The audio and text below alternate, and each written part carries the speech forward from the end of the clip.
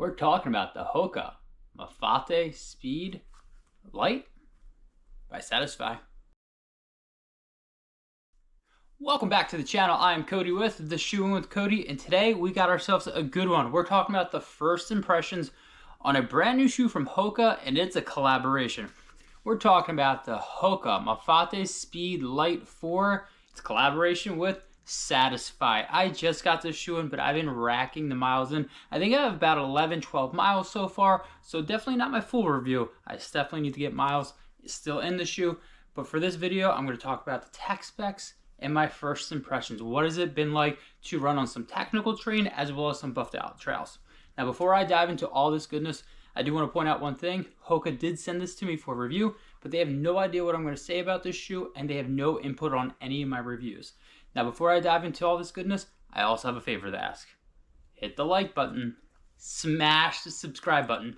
You know you do want to. It costs you absolutely nothing, but it definitely helps the channel. Now let's sit back, relax, and let's talk about the new shoe by Hoka, Mafate Speed Lite Satisfy.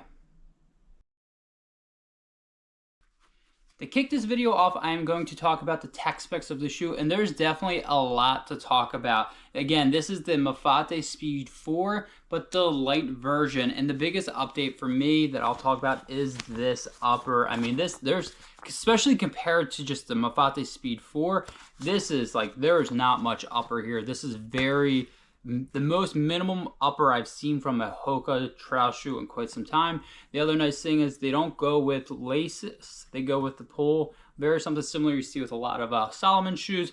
Really nice. The foam is still the Profile Plus, so if you love the Profile Plus in the Mafate 4, it's the same exact foam. It's still that really nice foam. It's responsive, it's comfortable, can handle out some rugged terrain as well as feels really good on those buffed out trails as well. Vibram outsole, again, I sound like a broken record, and I'm okay with that. Vibram outsole, it's always money to me. It just gets the job done, and this is the light base one. Again, it's definitely all about that light when it comes to this shoe. This is a 33 in the heel, 29 in the forefront, I believe, giving you about a 4mm drop shoe. I'll drop that up there. In my size, you're looking about a little less than 10 ounces. Again, this is the light version.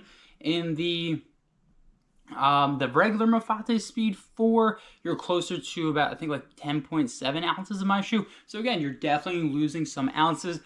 Not only does it mean light by the design, but also by the weight. That is a key thing. And I know a lot of people said, hey, I love the Mafate Speed 4, but it's a little on the heavier side. This definitely shaved off some weight. And again, biggest one for me is this upper. I mean, this is like paper thin. You can see right through here, but it is a very nice gusseted tongue. But you can see that tongue there, it's very minimal. There's really nothing there at all. And one thing I will say is this is a Satisfy collaboration, so I believe it's about $210. I believe, again, I will drop it up top there. So you're paying that premium cost. You lose some weight, but it comes at a cost. But I will say, for the looks, I really dig it. I like this color. I know a lot of people have been hitting me up on Instagram talking about that bone color. Yeah, I think that version is really nice as well. But one thing I will say with this collaboration, I like they kept the Satisfy very minimal. It's not in your face. It's just very minimal, which in my opinion, Satisfy is all about. It's really, really about that, like kind of where fashion meets kind of trail running or running. And I can definitely see where this kind of matches that. Again, definitely a lot to like about this shoe. It definitely offers a lot. And if you like the Mafate Speed 4, but you wish it was a little bit lighter, the tech specs and on foot, it don't lie, it's definitely lighter. While I know you love some tech specs, I know you clicked on this video to talk about that first experience. And again, I have maybe 11-12 miles, but those have been really nice miles, and I will be completely transparent with y'all. When I saw this upper, I mean, look at that. There's nothing there. And if you've tried the Mafate Speed 4, that thing was stout. That upper was, that heel counter was just there was a heel counter. You got nothing right here. And honestly, more recently, these types of heel counters definitely haven't really worked for me, but I'm really happy with how this has performed. So I've taken this out on some gnarly trails and buffed out trails. Buffed out trails, no issues at all, and I wouldn't expect to be any issues. On some gnarly terrain around the big lake near where I live, with a lot of rocks, and where I'm living right now, it's fall, so a lot of times you can't even see the rocks. I can't even see the branches because all the leaves are down. No issues at all with my ankles. So that was my number one concern. With the being very minimum up top, will my ankles be able to manage?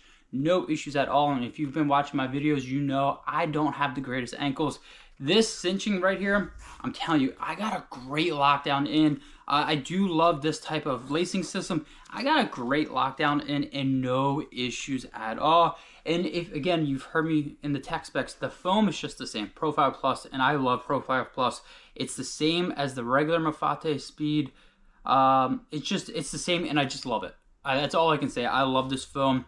I've used the Mafate Speed 4 on an ultra marathon, pacing buddy at an ultra marathon, so I definitely know what the Profile Plus is, and it's the same exact one. And then again, Vibram outsole is just money in the bank. It just gets the job done.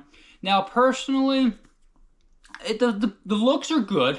I don't always love a bright orange shoe or like some crazy colors that Hoka offers. The brown is okay.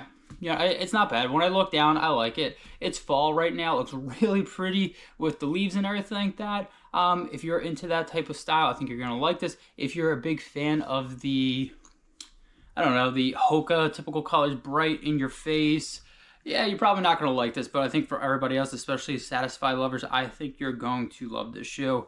Again, this upper is really, really minimum. It breathes like crazy. So I do think some of our friends down south that are hitting with some gnarly terrain, the Mafate Speed 4 is probably a little toasty for you. You're probably going to be happy. This is not toasty. If anything, it's a little too breathable. It's cold here in November right now in Pennsylvania. My toes, I had to wear some thicker socks, not because of the heel, mainly to keep my toes warm, because this is very it's just see-through. I don't know.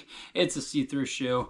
I know a lot of you guys always ask, what's the stability like? If you've tried the Mafate Speed 4, it's the same exact thing. I find this to be on the wider side, not super wide, not narrow, like a lot of Hoka shoes right now. It just fits me really nice, gets the job done. Again, this shoe is dropping today on a lot of Hoka sites.